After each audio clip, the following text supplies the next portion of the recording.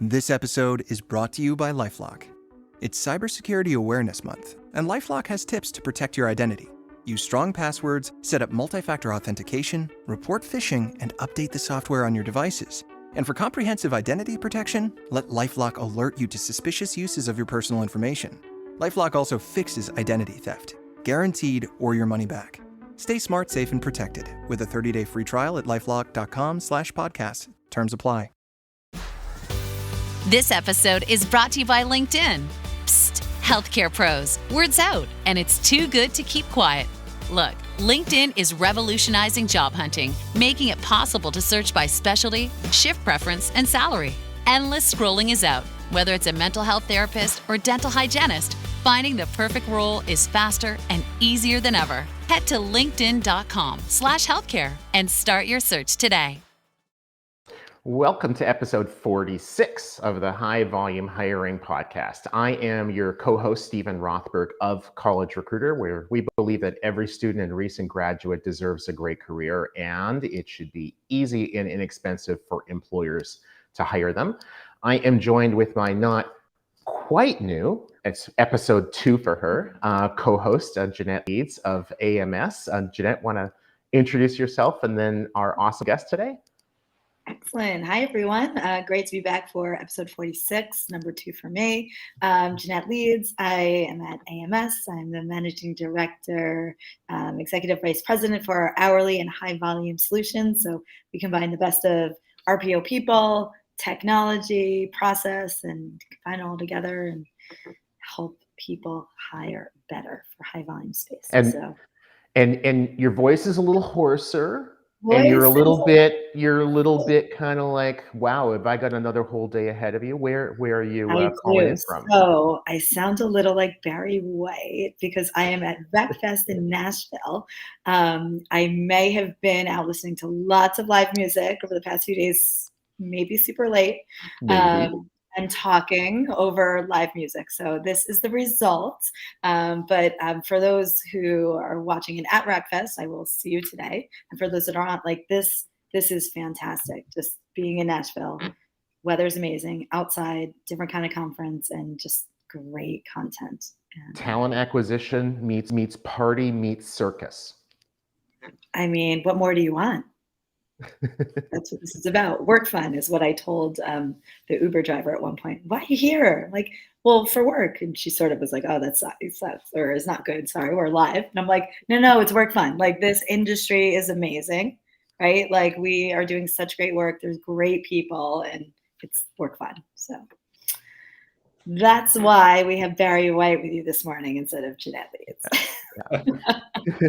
And we have Sam too on episode 46. Yeah. And Sam, do you want to introduce yourself, tell people about your background and also Dalia? Sure. Yeah. So Sam Fitzroy, co-founder and CEO at Dalia. And at Dalia, we basically do job remarketing to drive up the conversion rate of job seekers to qualified applicants and hires. And I'll emphasize the hires because I think we'll talk more about that today. Background, I've been in the space for quite a while, mostly with big job sites on the job seeker product side of things. And yeah, like most of my career has been around product partnerships with a big emphasis on products that are measurable, drive ROI, all performance. Cool. Well, I love it. Well, so here's, if we just get into it, performance-based. So this may seem like a silly question, but for those, like, people don't always know, what does performance-based mean? Like, what is performance? Just like, let's sort of make it simple. Yeah. I think, what we see is there's, it depends on the way that you're positioning your product and even pricing your product. And when we say performance-based, what that means to us is the product is built around delivering certain key results, and we charge, our price model is tied to the results that we deliver. And that's different from some other ways that companies will position their product or price. They might price on just having the feature available to you or giving you a tool that you can use. And it's unrelated to any results that you'll definitively get from using it. And so I think, like, when we say performance-based, that's what we mean. It's our approach and also the way that we price and charge for the product. Interesting. So what I'm kind of reading between the lines, Sam, is that varies customer to customer. So what one customer is performance for Dalia might be different from another. Is that right? And maybe you can give us some examples of like what that might look like for different clients. Yeah, I mean, there's some nuance between our customers but generally like it's the same idea and high level trend is to drive up like efficiency in hiring and job advertising specifically. So we really focus in on driving job applications, but really it's only valuable for our customers if they're making hires from the applications that we're driving, activity that we're doing. And so that's why I was excited to have this conversation today and talk about, well, what does it mean? What's like valuable for one customer versus another? Usually it comes down to hires or placements if you're a staffing firm. But before that, there's lots of interesting conversion points that companies can measure and they're trying to optimize for, depending on what type of company you are. If you're really high volume or if you're very niche, that might be different. It's something we talk about all the time at AMS. It's the outcomes, right? Like ultimately delivering the hires. But to your point, what you're saying is like, it can't just be the hires. There's the quality. There's the metrics. What are the convergence things? So I know we talked about a few different things earlier when we were chatting. Talk to me about. I love data. Like I find if you can like figure out what some of those core data metrics, and that can inform strategy and like what you want to do. And so what do you think, like what kind of metrics are you using or would you recommend to track some of this performance that ultimately leads to outcomes? And I'm sounding like really very white right now. So no, I was going to say, I think you're doing a great job. Yeah. There's like a certain amount of data around job advertising that's available to anyone who's doing job advertising. And usually when the vendor is selling you something like a job board, they're going to sell you clicks. They're going to sell you very like top of funnel activity because that's generally what they drive. So it's this awareness, right? They're going to drive clicks and activity to you, either from the site to your career site, or they might sell you a conversion point, which is like, I took an action and I completed an application on the job site, like a quick apply, for example.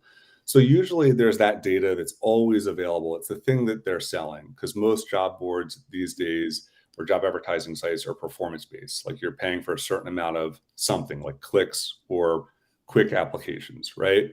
So you always have that data. I think where we see the challenge is how does that translate to something that's meaningful for me in my hiring? So how does it translate to the next step in the process, a qualified application, somebody who isn't immediately rejected or somebody who moves forward in my hiring process? And that's usually a lot more valuable for our customers than just that top of funnel activity. So how is what's happening at the top of funnel translating to that next step? And then ultimately, am I hiring the people from this top of funnel activity that I paid for? And that's just like the basic funnel. It's like a marketing funnel, driving awareness and then conversion. And so we see it's difficult to track all the way through that process, depending on the systems that you have in place. Sometimes it's easy, sometimes it's really complicated. So that's really like the key differences. And I think like there's all kinds of touch points within that you can, once you start measuring it effectively, you can then optimize and get better performance from the various places that you're advertising. Have you ever wondered what really makes a generation tick? Who gets to pick the name? And why the slang keeps changing? Don't worry, I can help. My name's Dr. Megan Grace. On #Gen Z, I share the voices and experiences of Generation Z, how they're different from other generations, what moves them, and why they do what they do. In each episode, we go beyond the buzzwords and the stereotypes to dive into real conversations and the insights that matter to making intergenerational collaboration a reality. You can catch #Gen Z on the Work to Find podcast network and wherever you listen to podcasts. I love that. It really helps to ensure that the vendor, whether it's Dalia or the job board or whatever, their interests are better aligned with that of the employer. They're never going to be perfectly aligned, but if you perform well for the customer, then they're going to be happy to pay. Where If you just get a bunch of eyeballs and nobody applies, none of them are quality, they don't end up hiring a bit, how does that help? It's just, you'll cash their checks, but that's not what anybody wants long term. You mentioned a minute ago, Sam, about the direct apply. And before we went live, we were talking just for a minute about the quick apply, I should say, versus sending the candidate over to the employer's site, typically an ATS. And then it sounded like you feel like one of those is sometimes appropriate in certain circumstances and in other circumstances. So when is it a good idea to use a quick apply versus sending the candidate over to the ATS? We see that it depends a lot on your setup, like what kind of recruiting team you've got in place, or what team do you have in place to handle any sort of volume. And I think there's a difference we see in high volume hiring companies. A lot of companies have kind of re-engineered themselves to work well with quick applies. And really, if you in the marketing funnel, it would be like a lead that hasn't yet taken it's not, very different than a full application into the ATS, the way that these customers are viewing it. And they've reorganized themselves to deal with high volume of leads and then work them through their funnel. But it takes a certain amount of effort and organization within your recruiting team and sourcing team to deal with that. And that can work really well if you optimize for that path for getting quick applies. But we see a lot of companies will advertise and get those quick applies, but not be set up to deal with them in any meaningful way. And so they're getting lots of quick applies, but then they're not really converting through the hiring process.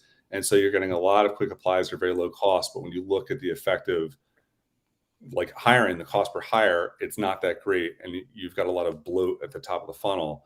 And so in those cases, it might be better to drive people to your career site where they're more likely to apply if they're very interested, go through that process.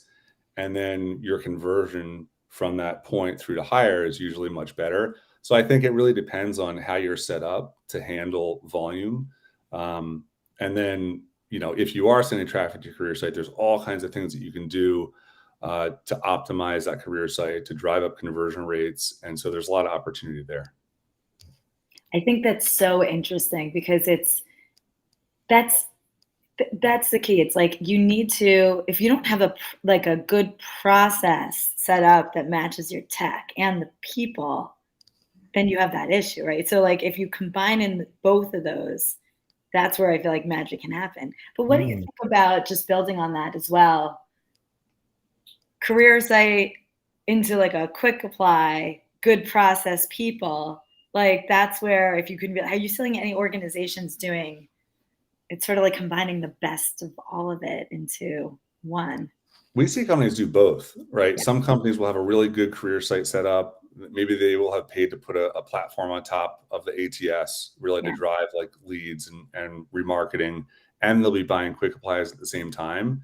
And just the key is, are you measuring it? Like, is it effective? And have you figured out, do you have the data to show you how those two things are working together or against each other sometimes? Yeah. But yeah, we see companies do both. But usually when that happens, it's because they may have some decentralization in the recruiting. And so you'll have pods of recruiting teams running their own quick applies through their own budget. And then you'll have a centralized TA strategy doing something different back to the corporate site. And so sometimes it means there's like a disjointedness.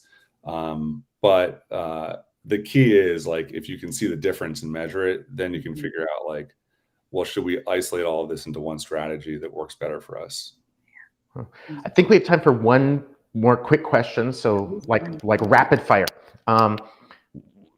Some companies that we at College Recruiter work with, and I suppose I would imagine you guys do as well, are very, very reliant on like one source for whether it's high volume or whether they're doing low volume.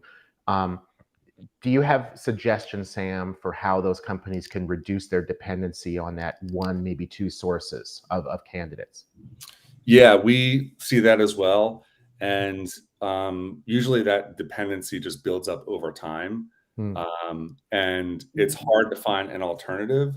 So I think my suggestion is there are alternatives out there. I think the challenge is that a lot of high volume companies have alternatives and haven't been able to generate the volume at the low price of some of the big players. And that's why they feel that there's no other outlet, there's no other option, but there are. And what we're seeing is optimizing the traffic that you have on your career site can yield a huge increase in throughput. And so conversion rates on career sites are very low generally. Appcast puts out a benchmark report that shows the average click to complete application conversion rates are hovering around 5%. Yep. And it hasn't changed much. And so there's so much opportunity there. If you can take that up to 7%, that is a huge increase in applications and hires. And so that is the key. That's what we're seeing these high volume companies be able to do, is drive up that conversion of their career site, and it makes them less dependent on high volume sources that might not be converting through to hires. Cool. Well, thank you so much. Jeanette, any closing words before you head back to the party? And no, I just, I think this was incredibly interesting and helpful, and hopefully, viewers agree. But just talking through, again, there's different options out there, right? And and then you take what those options are, figure out what works best for your individual company, and set a good process around it. So it's fantastic. Thank you, Sam, for your time. We thanks, really appreciate it.